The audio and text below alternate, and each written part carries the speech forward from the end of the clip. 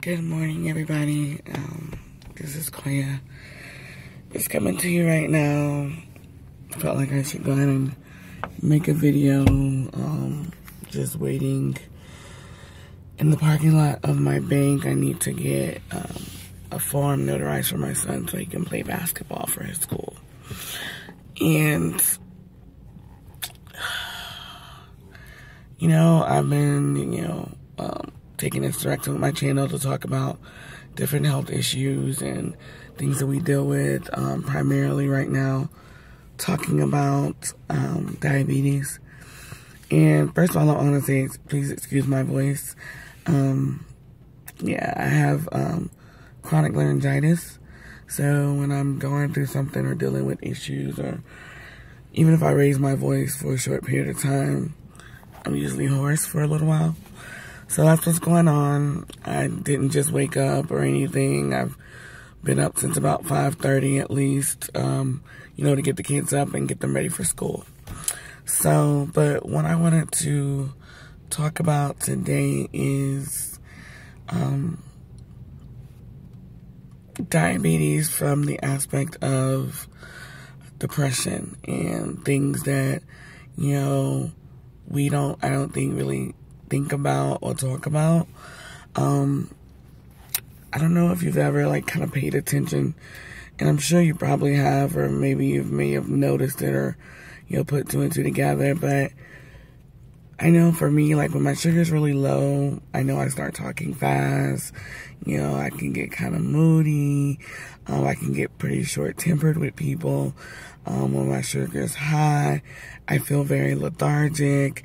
But also I'm kind of anxious. I don't really like to be bothered because I don't feel good and because I feel tired. You know how, if you're taking a nap and somebody wakes you up and you're just like, oh, I don't want to deal with anything. I don't want to deal with anybody. I don't want to answer my phone. Usually when my blood sugar is high, I feel like that. But I do know that sometimes when my blood sugar is like this, which, excuse me, see, I'm talking about, my blood sugar is high right now. I don't know. It shouldn't be. I didn't eat anything, but it could be carryover from last night. But my blood sugar is kind of go up and down, and I'm riding this wave. It's not a good thing, and I usually can feel it because, I'll go through periods of feeling like a burst of energy and then very lethargic. My chronic fatigue will kick in, or I just feel like I don't want to do anything. I don't want to be bothered. It's like symptoms of depression, and, I believe it is depression. I know I suffer from anxiety, which is kind of funny, because I'm a glasses half full type of person. Like I said before, my brother says I see the world through rose-colored glasses, but I don't know. Sometimes I just get really, really low. It's hard to even say that it's sad because I don't know where it's coming from, so I can't say I'm sad because then I'm like, well, what would I be sad about? You know what I mean? It's not anything that happens often, thank goodness, because I don't know if I'd have to deal with this type of feeling on a regular basis. I think that'd be a horrible existence. I don't know, it just really hit me hard last night, to where I just wanted to lay down, and after I got the kids from school, I just wanted to chill. And this morning is when I knew it was kind of coming on, so to speak, like an episode was happening, because, I just felt, unmotivated. I felt really sad and just didn't want to be bothered. Sorry, sitting at the bank, and the lady that's going to notarize, she just got here, so she's my friend. I'm always at the bank, either depositing or something, so, but yeah, it's just, I don't know, it's funny because I know for me, I usually need to cry, and if I cry,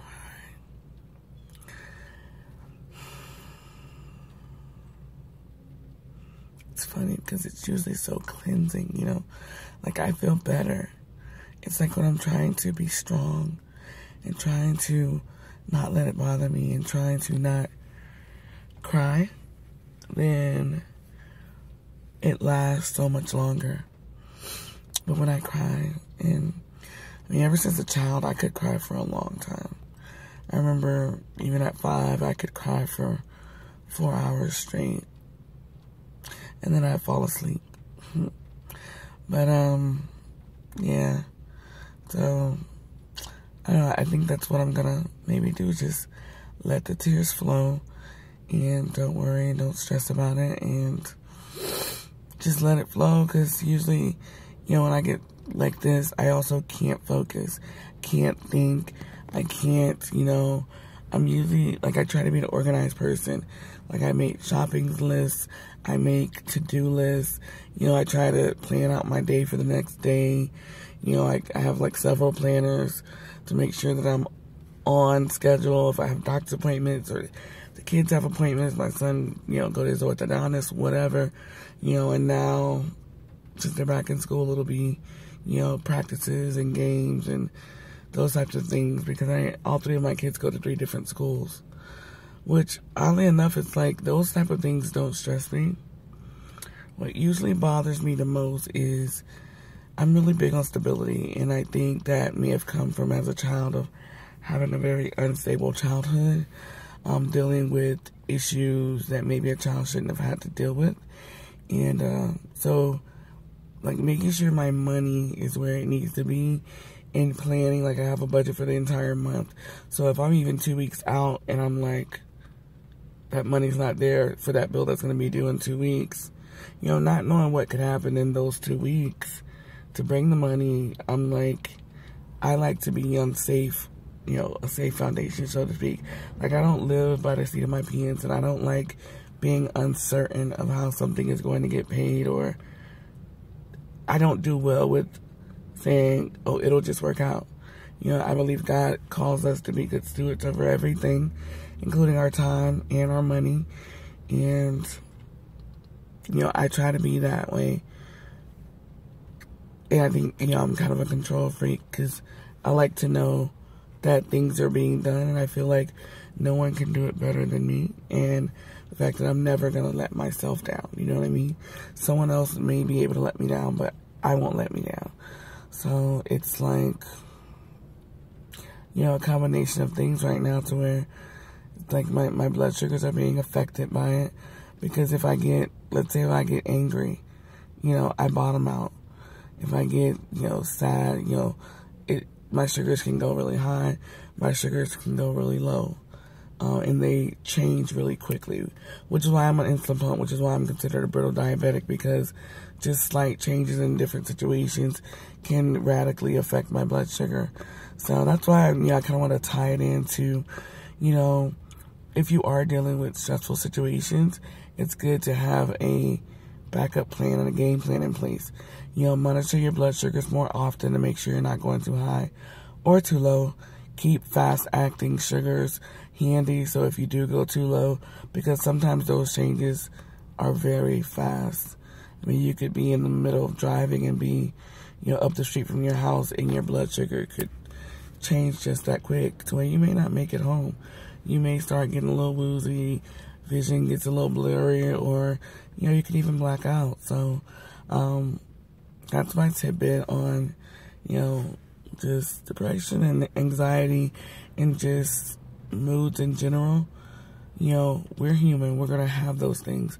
I'm not telling anybody that you should never be sad, that you can never be anxious, you can never be angry or upset because you're diabetic.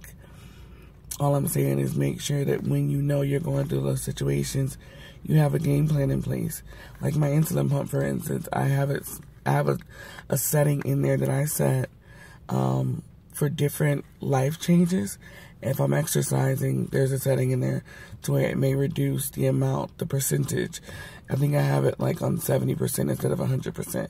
So when I'm exercising, I dose it back a little bit so that I don't bottom out. Or if I'm sick, which, you know, certain illnesses, if I have a fever and different things, or an infection, let's say if I get like a flu or something, my blood sugars will stay high. So I increase. I may go to 125%.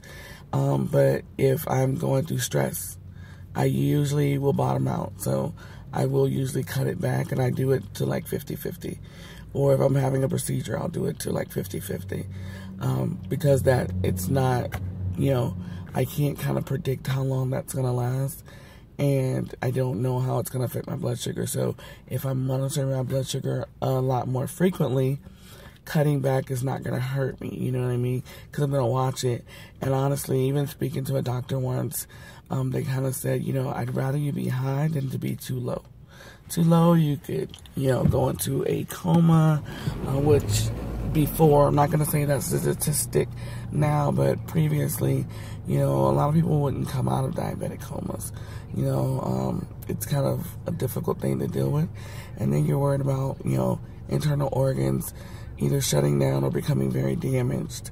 If you're too high, at least you kind of get some signals that are easier to feel. Like you may start getting dry mouth, or you may start getting a little headache or something, and you check it out. If you take your insulin, if you're on Novolog, it starts working within 5 minutes.